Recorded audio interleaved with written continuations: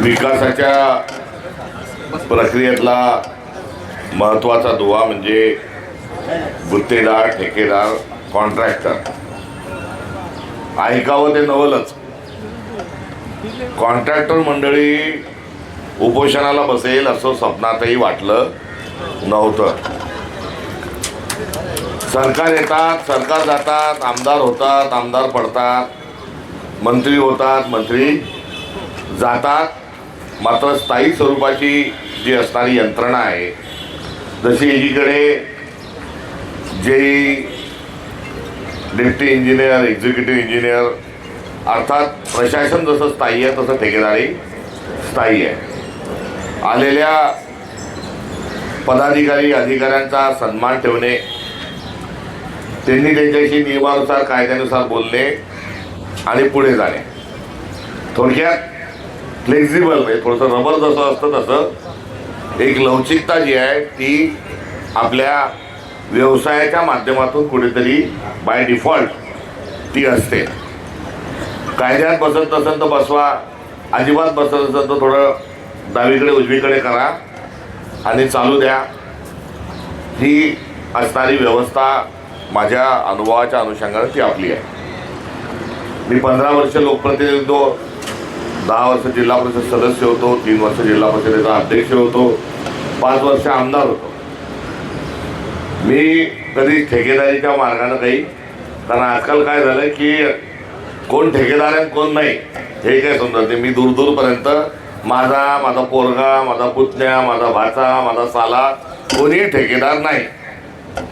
आणि सर्व estimate, TS, PS, work order, MB, bill ह्या सगळ्या तुमचा जो भुलभुलैया आहे, या भुलभुलैयाचा मी एक साक्षीदार आहे, किंबहुना आपला टीकाकारही आहे.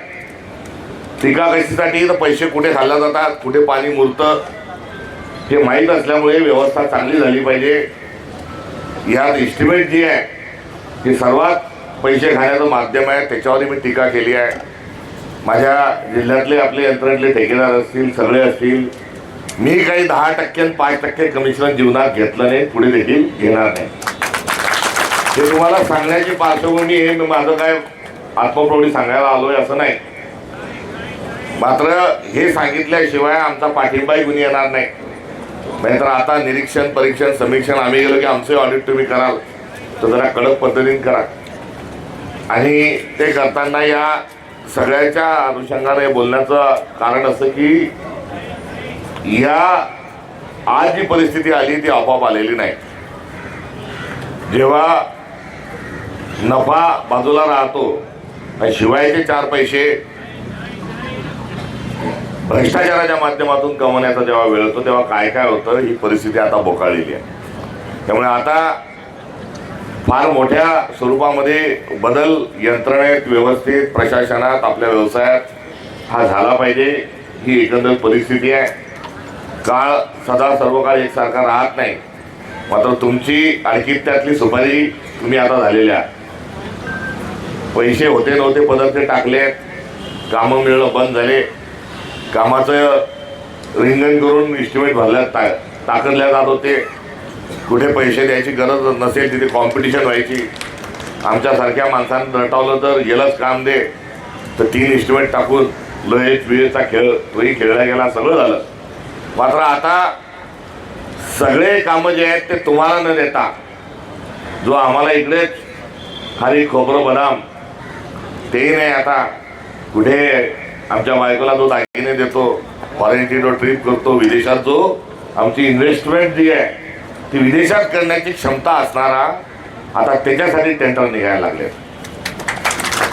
त्यामुळे आता मराठी किंवा महाराष्ट्रातला हा मी वाद आपला सोडून जाणार नाही.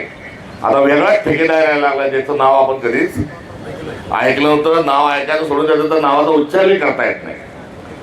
सुप्रीम कोर्टाने सांगितलं की 4000 कोटीचा भ्रष्टाचार टेंडरमध्ये झाला. सुप्रीम कोर्ट बोलतंय एका ऑर्डर करताना करते दुसरं, ही एकीकडे अडचण आहे. म्हणजे सगळाच कारभार आता हा बंडाळलेला आहे. मी विरोधी पक्षात नाही म्हणून बोलत नाही. चांगल्याला चांगलं म्हणणं, चांगुलपणा जोपासणं हा माझा स्वभाव आणि माझी प्रवृत्ती आहे. आपल्या सगळ्यांना उपोषणाला बसणं म्हणजे घरघर नाही तर यंत्रणा आता कुठेतरी ICU पेक्षाही मोठ्या वाढत गेली आहे. फक्त आता मॉर्चरीत म्हणजे मुर्दा घरात जाऊ देऊ नका यासाठी असणारी शेवटची धडपड आहे. बरोबर बोलतोय का चूक बोलतोय? आणि तुम्हाला जर मॉर्चरीत जायचा टाइम आला म्हणजे अराजकतेचा सगळा कळत झाला. तुमचं म्हणणं काय हो की जी वर्क ऑर्डर मिळाली, जी MB झाली, तिथं बिल टाका आम्हाला आमचे पैसे द्या. आता ह्याच्यासाठी कोणाला उपोषणाला आंदोलनाला महाराष्ट्राला तिथे येऊन अशा टोप्या घालून, वास्तविक पाहता टोपी घालणारा जो प्रवर्ग आहे पटाईत आहे, कारण तो काही व्यवसायाच्या काही स्किल्स असतात त्यांना आता असं बसावं लागलं.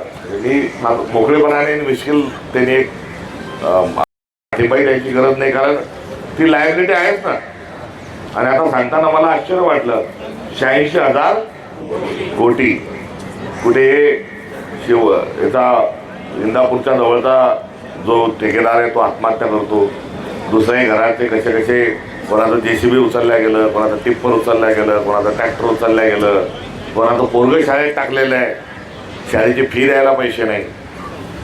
ही एका बाजूला आहे. तर वरच्याचं जे आहेत आमचे काटे मला दुसरा जाता ठेकेदार सोडून दुसराच व्यवसाय करतात. एक आमदार त्रास देतो दुसऱ्या मतदारसंघात, दुसरा जातो तिसऱ्या मतदारसंघात जातात. आता सरकारच त्रास द्यायला लागलाय, मुख्यमंत्री आणि त्यांचं मंत्रिमंडळ त्रास द्यायला लागलंय. आता पळाल कुठे अशी ही जे चित्र आहे त्यातून खरोखर आपला जी समस्या आहे त्याला मी महाराष्ट्र प्रदेश काँग्रेस कमिटीचा अध्यक्ष नात्याने आमच्या पक्षाचा आपल्या आंदोलनाला संपूर्ण आणि क्रियाशील पाठिंबा आम्ही या ठिकाणी व्यक्त करतो.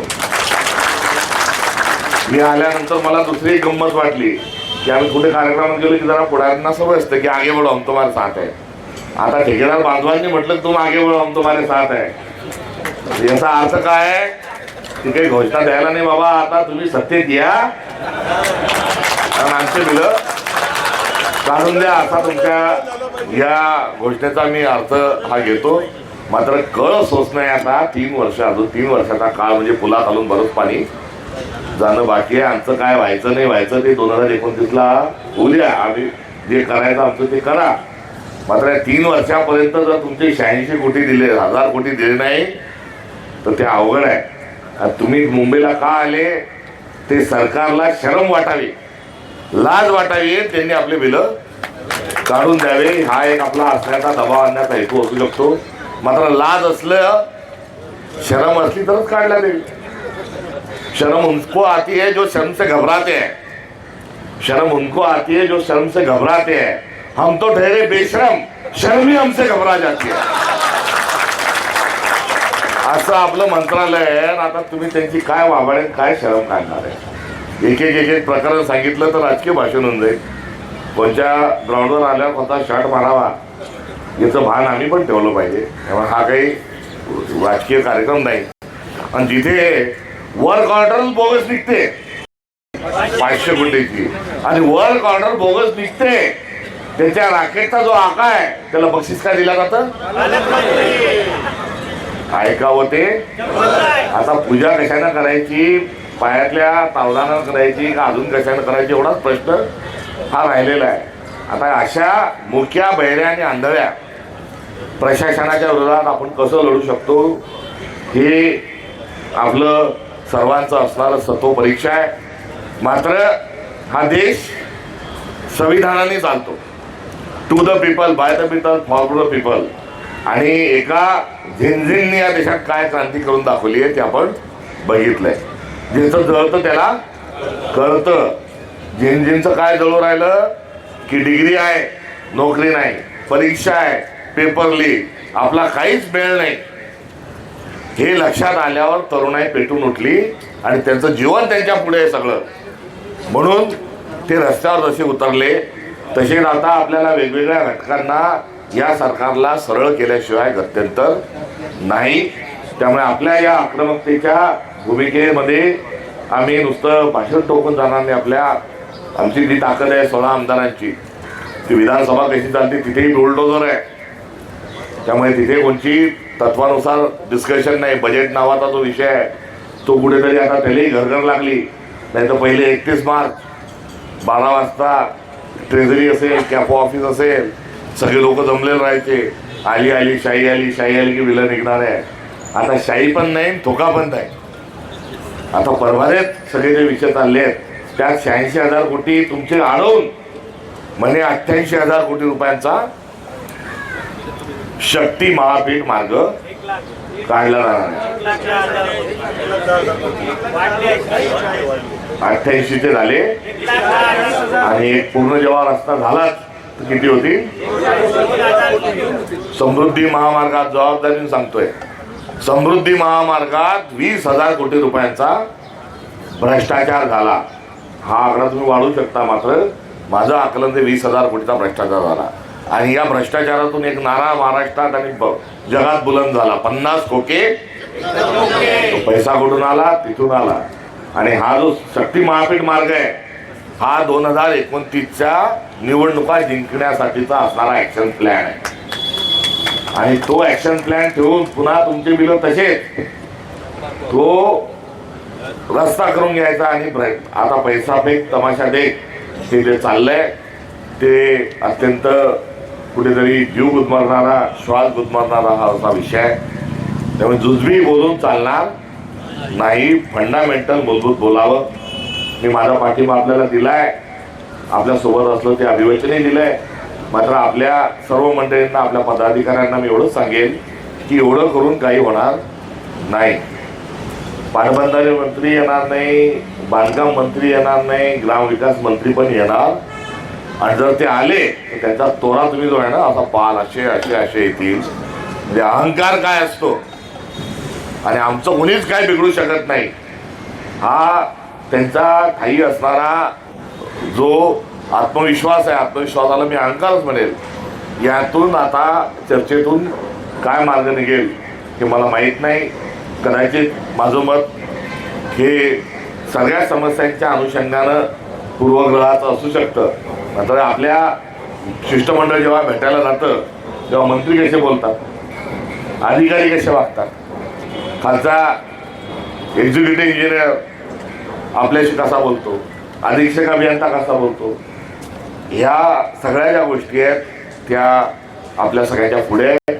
त्यामुळे ही समस्या गंभीर आहे आणि त्या आपण लढ्याकरता इथे पहिला टप्पा म्हणून आला त्याबद्दल आपल्या सर्वांनी घेतलेल्या भूमिकेचं मी समर्थन करतो. कारण अभिनंदनाचा वेळ नाही, हा समर्थन करतो. हर्षल पाटील त्याचा चेहरा पहा, कुठं काहीच मेळ लागत नाही, नोकरी लागत नाही, काहीच होऊ शकणार नाही म्हणून ठेकेदारी गेला आणि त्याला त्याचा जीव संपवायला लागला. असे अनेक हर्षद पाटील जे आहेत ते आपल्यात दडले आहेत. पुढे कोणताही व्यक्ती हा गुत्तेदारांमधला ठेकेदारांमध्ये मरणार नाही यासाठी एक वातावरण निर्माण करण्याची आवश्यकता आहे. त्यामुळे तुम्ही आपण सर्वजण त्या निराशेच्या विरोधात आपण लढू. आणि आशेचा किरण काय तर संविधान आणि लोकशाही हा असणारा आपला आशेचा किरण आहे. खुशामत करून जमणार नाही, मुखरदम म्हणून आपल्याला फिरता येणार नाही. मी माझी ती आपल्याला सूचना राहिली. मुकादम म्हणजे काय? तो वरच्याचा मोका घ्यायचा आणि खालच्याला दम द्यायचा म्हणजे मोकादम. आता वरचा मोका घेऊ देत नाही, खाली दम कोणाला देणार? आणि आता उलट करा, वरच्याला दम द्या आणि खालच्याचा. ही व्यवस्था आपल्याला आता उलटा दम मोका हा पॅटर्ननी पुढे जावं लागणार आहे. त्यामुळे एवढंच या निमित्ताने या ठिकाणी बोलतो. आमचे नेते राहुल गांधी हे विद्यार्थी संवादसाठी पुण्याला येणार असल्यामुळे 5 दिवसापासून तिथेच होतो. काल आमचा मित्र त्यांनी बुलढाण्याच्या वतीनं त्यांनी फोन केला, आग्रह केला, आज 2-3 कामं होते म्हणून आपल्याला भेटता आलं. मात्र ही भेट आणि आमची सगळ्याची चर्चा ही पुरेशी नाही. काहीतरी त्याच्या बुंद्यावर घाव कसा घालता येईल त्याचा विचार करा. काही एखादं संमेलन वगैरे काही घ्याल जेव्हा अधिवेशन असेल तेव्हा, किंवा यांची कोंडी कशी करता येईल त्या अनुसार. जोपर्यंत नाक दाबणार नाही तोपर्यंत तोंड उघडल्या जाणार नाही. नाक कसं दाबायचं, कुठे दाबायचं, केव्हा दाबायचं याचा विचार करून इथून परता तुम्ही 15 दिवसही बसले तर 1 किलोमीटर अंतरावरचा कोणी माणूस येणार. उपोषणालाही बसले तरी त्याचा काही परिणाम होणार नाही. असं संवेदनहीन, निर्लज्ज अशा स्वरूपाचं जे सरकार आहे त्याच्याशी लढताना आपल्याला निर्लज्जन बेशरम होता येणार नाही. आपल्याला सत्वशील होऊन लढावं लागेल. ते सत्व आपलं वृद्धिंगत हो, तो आत्मविश्वास आपल्या सगळ्यांचा वृद्धिंगत हो आणि आपली संघटना ही मजबूत बनो ही देखील कामना यासोबत करतो. आपल्या आंदोलनाला पुनश्च एकदा मी समर्थन देतो आणि आपली सर्वांची रजा घेतो. धन्यवाद. धन्यवाद सत्कार साहेब, तुम्ही आम्हाला येऊन पाठिंबा दिल्याबद्दल. पैसे आमच्या हक्काचे.